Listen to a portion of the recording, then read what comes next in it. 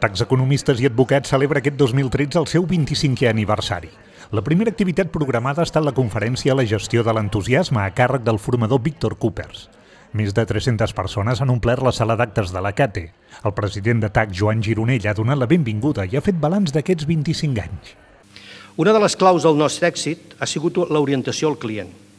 El fet de tenir més de 60 oficines a tot Espanya i oferir un portfoli complet de serveis al client sota una mateixa marca comercial ens ha ajudat a que després de 25 anys amb el sector, TAC estigui posicionat com un dels grups de referència a nivell d'assessorament professional.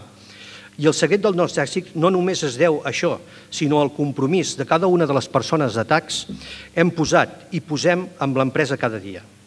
Josep Aragonès, director general de Wolters Kluwer, ha introduït el ponent recordant esdeveniments socials i econòmics que van acompanyar l'any del naixement de TAC, el 1988. Des d'un punt de vista econòmic, he buscat dates i és curiós. A l'any 88, el producte interior brut espanyol era de prop de 303.000 milions d'euros. És a dir, en 25 anys hem multiplicat per 3 el producte interior brut. I l'índex de preus de consum, ara, l'any 25 anys després, és un 132% més que llavors. És a dir, no arriba a l'1,5. Vol dir que hem multiplicat per 3 el producte interior brut i, en canvi, els costos quasi no arriba a 1,5. Som més rics. Bé, som més rics alguns, com ja sabeu també, no? El preu del diner era el doble, el 9%, ara és el 4%, o sigui, tenim diner més barat. En aquesta conferència d'uns 90 minuts de durada, Coopers s'ha centrat en la gestió de l'entusiasme i ho ha fet amb un llenguatge clar i directe. Un té tot el dret del món a desanimar-se, tot el dret del món. Ara bé, un ha de ser conscient que quan tu perds l'estat d'ànim, ho has perdut tot. El dia que pierdes el estado de ánimo no te queda nada. Porque uno pierde el estado de ánimo y pierde la ilusión, pierde las ganas, pierde la alegría, pierde la proactividad, pierde la capacidad para luchar. Lo ha perdido todo. ¿Tenemos derecho a perderlo? Por supuesto. Pero tenemos que ser conscientes, el día que hemos perdido el ánimo, se ha acabado. Es lo único que no nos pueden quitar. Es lo que tenemos que mantener. No sabemos cómo evolucionarà esto, pero uno tiene que cuidar su estado de ánimo. I el que parlem a aquesta hora que queda és què podem fer per mantenir l'ànim amb la que està caient. Què podem fer? Coopers ha destacat la importància de les actituds personals. A uno no le compran por el producto sea fantástico, a uno le compran por su manera de ser, por lo que transmite. El nuestro es el negocio de las relaciones humanas.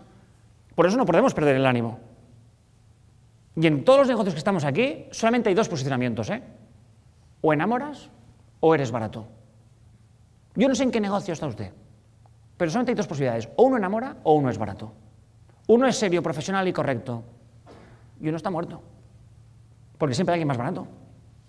Y se puede jugar a barato, Por supuesto que se puede jugar a barato. Supermercados Día juega a estrategia barato.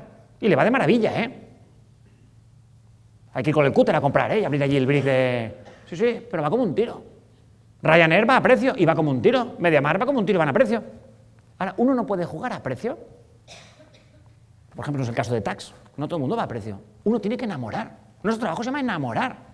Y enamorar es cuando un cliente trabaja contigo y está hablando contigo y empieza a pensar, me parece seria, me parece profesional, me parece una persona íntegra, me parece buena persona, me parece que no me quiere engañar, me parece que sabe, me parece que domina, me gusta esta persona. Cuando yo te he puesto todos estos adjetivos de golpe, jo m'he enamorat, jo vull treballar amb tu, i quan una persona diu això, tu la teva feina ja l'has fet.